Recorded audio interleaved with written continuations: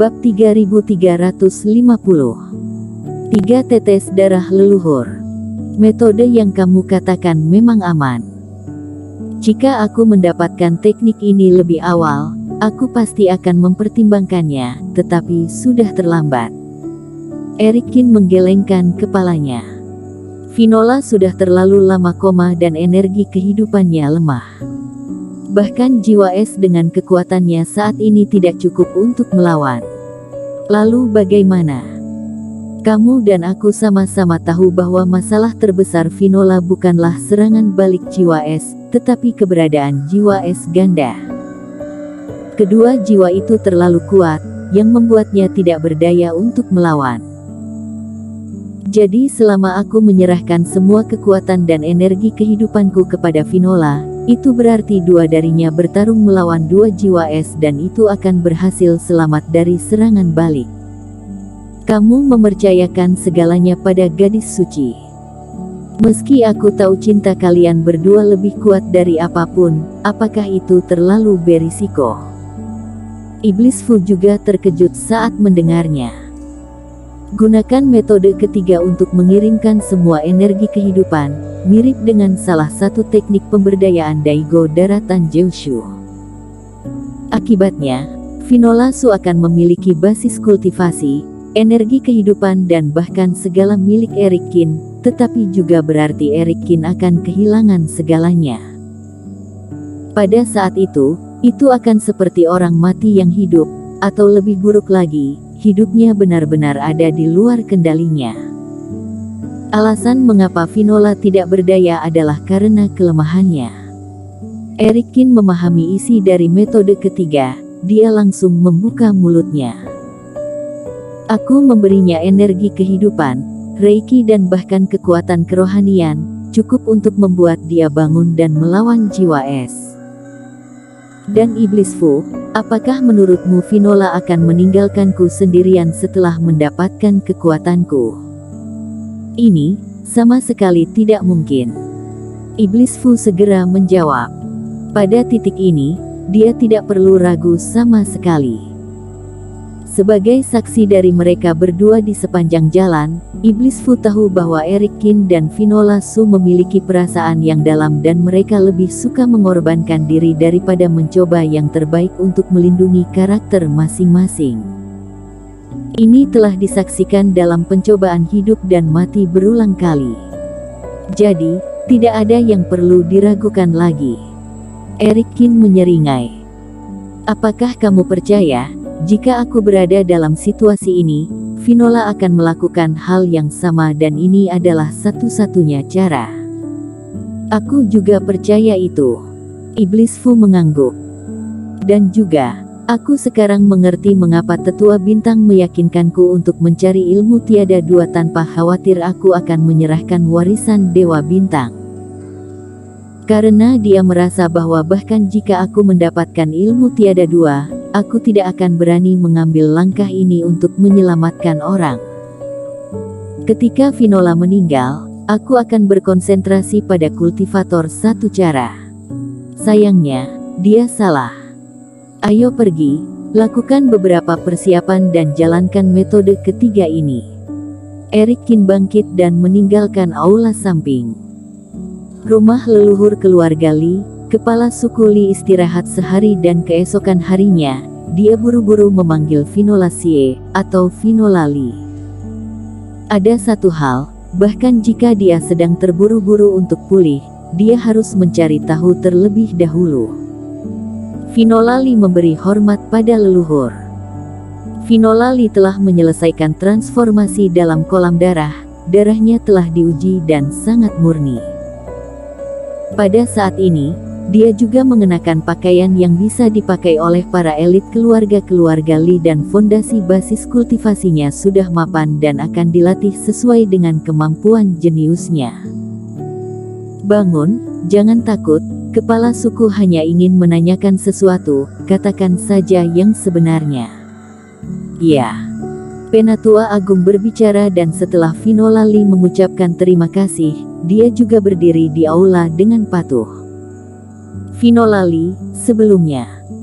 Setelah Tuan Qin menyelamatkanmu, dia membawamu ke kolam darah, apa yang kamu ingat? Tanya kepala suku Li.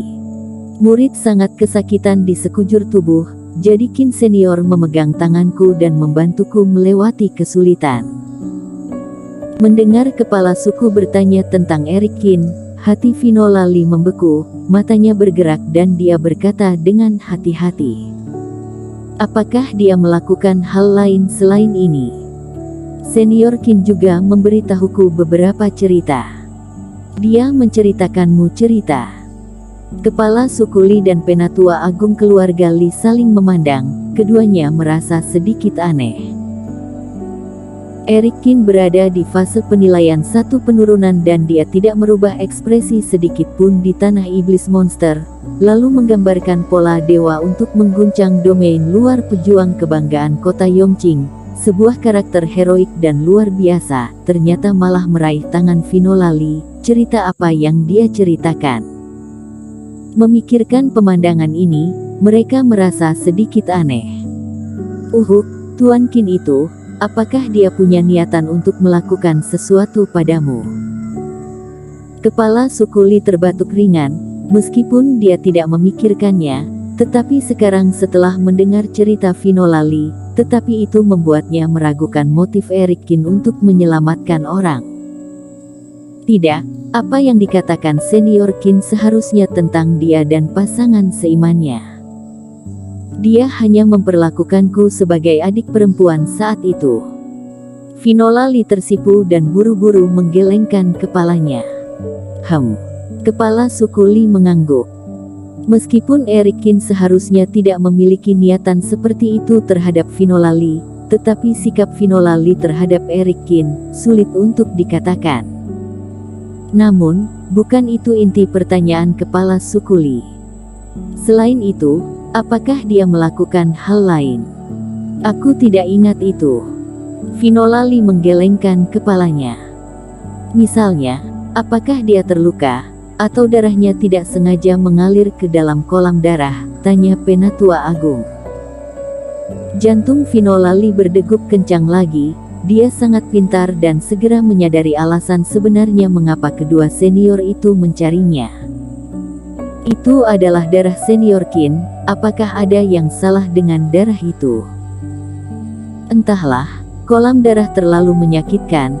Aku tertidur dengan cepat dan apa yang terjadi setelah itu, aku tidak tahu. Finola Li menggelengkan kepalanya. Melihat dia tidak bisa menanyakan apa-apa lagi, kepala suku Li melambaikan tangan pada Finola Li dan menyuruhnya kembali. Kepala suku, Finola Li sepertinya menyembunyikan sesuatu dan pada saat terakhir, dia gugup, kata penatua agung. Finola Li hanya seorang kultivator kecil yang baru saja memasuki kalangan kultivasi, meskipun dia menutupi sesuatu, tapi ada sedikit saja perubahan, itu pasti tidak bisa lepas dari pandangan keduanya. Ada 3 tetes darah leluhur murni lagi di kolam darah. Garis keturunan Finola Li sangat murni sehingga dia sengaja menyembunyikannya. Mungkinkah itu benar-benar terkait dengan bocah Qin itu? Ada hubungan antara Erik Qin dan leluhur. Atau mungkin dia memiliki darah leluhur di tangannya, tetapi bocah busuk ini adalah kultivator wilayah asing. Bagaimana dia bisa memiliki hubungan dengan daratan Jiushu? Kepala suku Li mengetuk meja dengan jarinya, matanya penuh pikiran. Kepala suku Li mempercayakan penatua agung untuk menyelidiki penyebab kelainan dari kolam darah sebelum pergi ke sekte kuno. Dan 10 hari ini telah berlalu dan penelitian di pihak penatua agung juga telah membuahkan hasil. Meski kolam darah diganggu oleh Erik Qin, setelah dibersihkan, darah para leluhur di kolam darah tidak hanya tidak sedikit jumlahnya, melainkan bertambah 3 tetes lagi. Ini aneh. Penatua agung menguji secara pribadi garis keturunan Finola Li. Meskipun sangat murni menurut standar keluarga Li, itu tidak mencapai tingkat darah leluhur. Bagaimanapun, itu adalah darah leluhur dan kemurniannya umumnya tidak tinggi. Dan darah tidak dapat dibagi dan diperbanyak. Satu-satunya yang pernah menyentuh kolam darah sebelumnya adalah Erik Kin. Namun, keluarga Lee tidak memiliki orang di klan untuk naik ke dunia dewa, jadi tidak mungkin Erik Kin memiliki darah leluhur keluarga Lee terdahulu, maka keluarga Lee kami adalah kultivator wilayah asing, atau Erik Kin adalah seorang kultivator daratan Jeushu. Penatua Agung berdiri di samping, mengusap dahinya, takut untuk berbicara. Kesimpulan kepala suku ini, manapun yang benar, akan menjadi terlalu mengejutkan. Penatua Agung, keluarkan silsilah keluarga Lee dan catatan dari setiap generasi klan yang telah disimpan. Aku ingin melihat lebih jelas. Baiklah. Di Istana Bintang, setelah mengkonfirmasi penggunaan ilmu tiada dua, Erik Kin banyak bersantai dan berputar di dalamnya. Bersambung.